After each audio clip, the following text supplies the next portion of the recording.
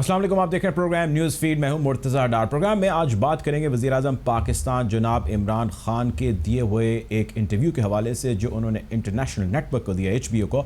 इस इंटरव्यू के जैसे बहुत सारे अहम पहलू थे, उन्हीं में एक पहलू जो इस वक्त मौज़ूए बहस है पूरे पाकिस्तान के अंदर वो है वज़ीर-ए-आज़म पाकिस्तान का ख़वातीन के हवाले से दिया गया एक बयान जो उन्होंने दूसरी मरतबा दिया है, जिस हवाले से उनसे एंकर ने सवाल किया। उनका बयान ये था कि ख़वातीन के मुख्तसर लिबास पाकिस्तान में रेप के बढ़ते वाक़यात की वजह है। पाकिस्तान जैसी सोसाइटी, हमारी माशरती इक़्तिदार इस चीज़ की इजाज़त नहीं देती कि ख़वातीन मुख्तसर लिबास पहने। ये लिबास अगर वो किसी ऐसे माशरे के अंदर पहने जहाँ पे ऐसी कोई ममानियत नहीं है या लोगों में वो एंगर या वो फ्रस्ट्रेशन नहीं है तो ये शायद चल जाए, लेकिन हमारे माशरे के अंदर इस किस्म का निज़ाम या इस किस्म का लिबास नहीं चल सकता।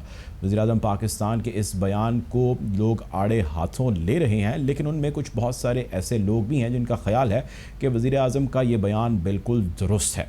जो लोग इसको दुरुस्त नहीं समझते उनका ये ख्याल है, उनका कहना ये है कि ऐसी बहुत सारी मिसालें मौजूद हैं जिसके अंदर ख़वातीन समेत बहुत सारे बच्चे भी हैं जो इसका शिकार हुए हैं। बहुत बड़ी तादाद ऐसे बच्चों की है, 3000 के करीब तादाद बताई जा रही है 2020 के अंदर, जिसमें से आधे से थोड़े से कम बच्चे यानी लड़के थे और तकरीबन 1600 के करीब बच्चियां थी जो इसका शिकार हुई। बहुत सारे ऐसे बच्चे भी हैं जिसके अंदर इनकी उम्रें 5 साल के करीब बताई जाती हैं। आज के प्रोग्राम में हम ये जानने की कोशिश करेंगे पाकिस्तान के अंदर एंटी रेप ऑर्डिनेंस की क्या सिचुएशन है, हमारे यहाँ लॉ क्या कहता है, हमारी माशरती इक़्तिदार क्या कहती हैं और हमारे जो बाकी नॉर्म्स हैं वो इस हवाले से क्या कहते हैं। आज इसके हवाले से प्रोग्राम में गुफ्तगू शनीद करेंगे और गुफ्तगू का बाकायदा आगाज़ करेंगे। प्रोग्राम में हमें इस हवाले से ज्वाइन कर रही हैं मिनाहिल खान, उनकी जाने पड़ेंगे, लेकिन एक मुख्तसर सी ब्रेक है, उस ब्रेक की जाने पड़ेंगे।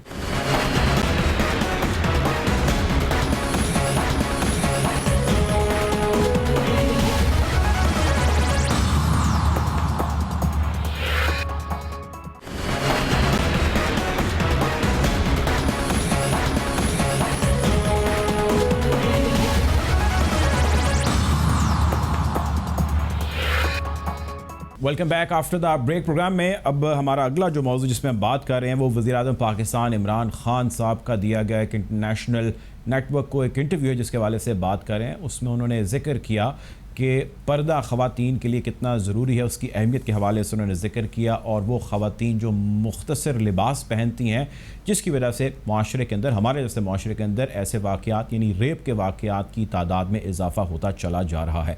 इस हवाले से सोसाइटी के अंदर एक स्प्लिट बहस है। कुछ लोगों का ख़याल ये है कि प्राइम मिनिस्टर इमरान खान का बयान बिल्कुल दुरुस्त है, लेकिन इसके बरक्स बहुत सारे लोगों का ये ख्याल है कि प्राइम मिनिस्टर इमरान खान का बयान बहुत ही ज़्यादा डिस्करेजिंग बयान है।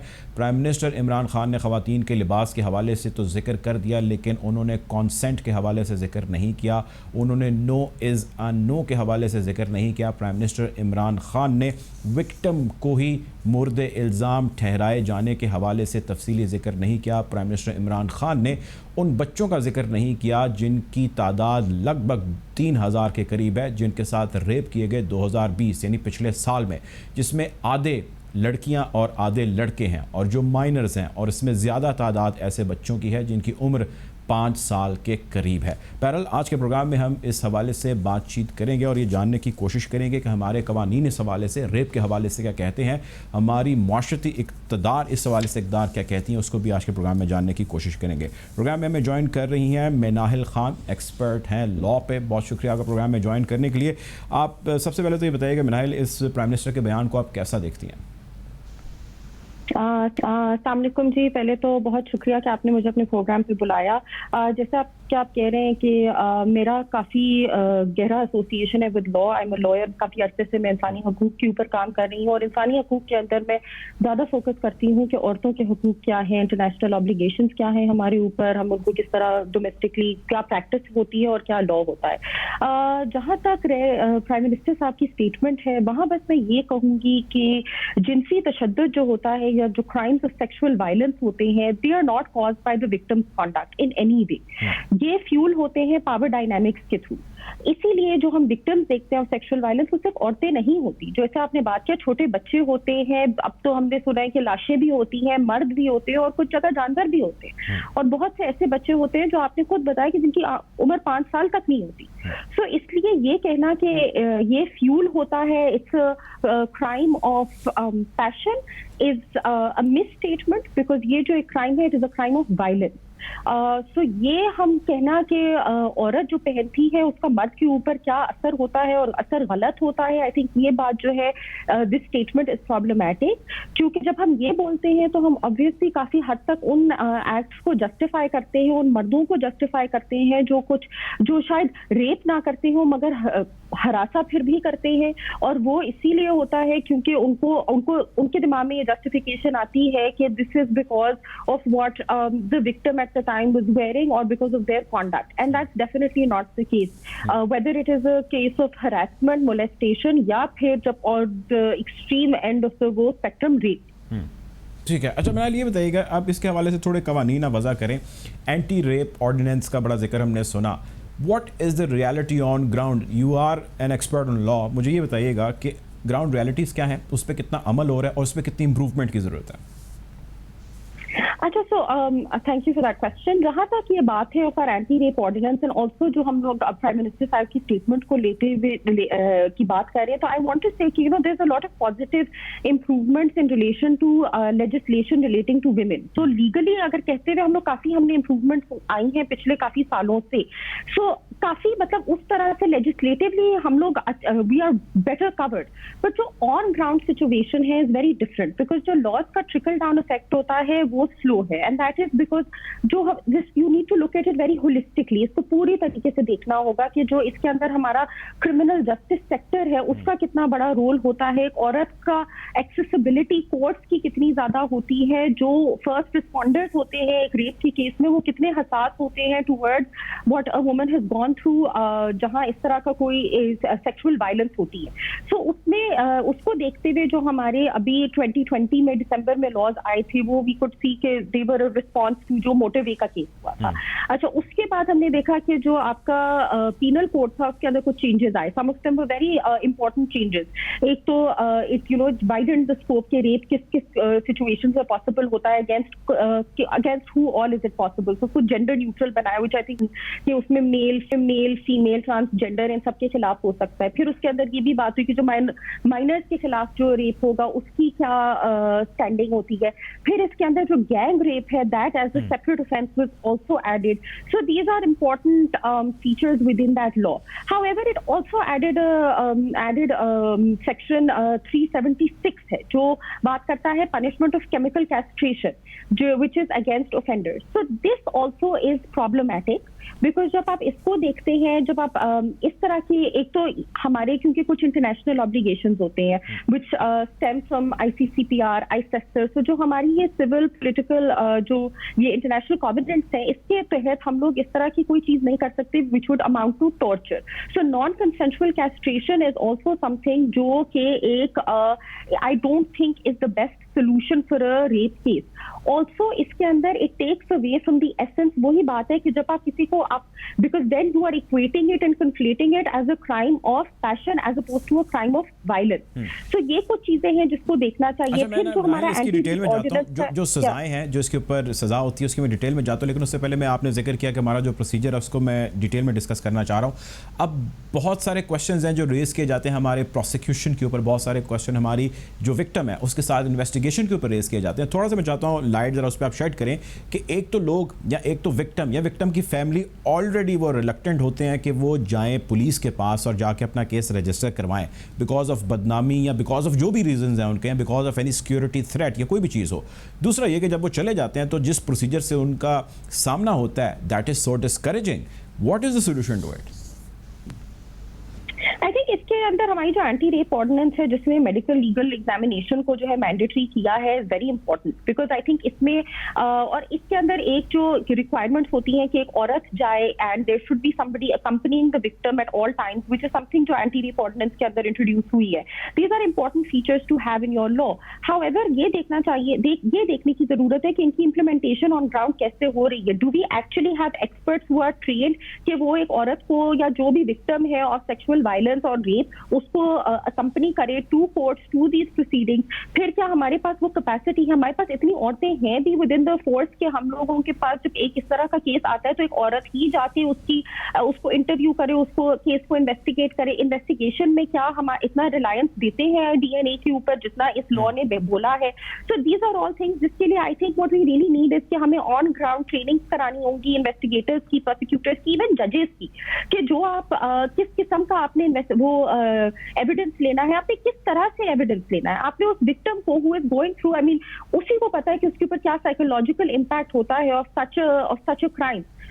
उसको किस तरह से आपने उससे बात करनी है, उसको किस तरह से इंटरव्यू करना है, उसके पास किस तरह से जाना है, ये सारी चीजें बहुत इंपॉर्टेंट फैक्टर्स होते हैं. हम लोग प्राइवेसी की बात करते हैं कि इन केसेस के अंदर जो है जो विक्टिम है उसकी आइडेंटिटी जो है should be kept private, but कितनी दफा ऐसा होता है कि वो प्राइवेट नहीं रहती, वो लोगों को पता चल जाती है. कोर्ट्स में इसमें anti rape ordinance talks about special courts and while that's a great step, I think what we need more than just structures, and of course it's very very important to have structures in place, to have the infrastructure कि आप लोगों को दे सकें कि एक कमरा हो जिसके अंदर she should not come into a victim should not come into contact with the अग्रेसर. बट साथ साथ जब तक आपका पूरा जो एपरेटस है, जो पूरा लीगल और जस्टिस सेक्टर एजेंट जितने हैं who come into contact with that case, जब तक उनको इस व्हेन दे आर उनको सेंसिटाइज नहीं करेंगे टू दीज इश्यूज, तब तक ये जो है ये सिर्फ ये कानून जो है इनकी इंप्लीमेंटेशन नहीं होगी, और ये कानून की जो लिमिट वो है वो बहुत लिमिटेड हो जाएगी, बहुत उनका जो इफेक्ट होगा, जो उनका इम्पैक्ट होगा वो लिमिट हो जाएगा. लेकिन इसमें बहुत सारे मनाइल ऐसे केसेस भी हैं, बहुत जो आप जिक्र कर रही हैं वो तो बहुत सारे ऐसे हैं ना जो ऑलरेडी रजिस्टर्ड हैं, जिनके ऊपर इन्वेस्टिगेशन हो रही है, सजाएं भी हो जाती है, लेकिन बहुत बड़ी तादाद ऐसे केसेस की है जो अनरजिस्टर्ड हैं. थाउजेंड्स में उसके नंबर हैं, थाउजेंड्स में उसके केसेस के हवाले से कई सर्वे हैं, कई रिपोर्ट्स हैं, बहुत सारी चीज़ें यहाँ पे मेंशन कर सकता हूँ. इसमें what is the main reason? हमारा प्रोसीजर है, हमारे माशरती इक़दार, या हमारे रवैये हैं, या हमारे टैबूज़ हैं? कौन सी ऐसी वजूहात है इसकी वजह से लोग they are reluctant in going to the law?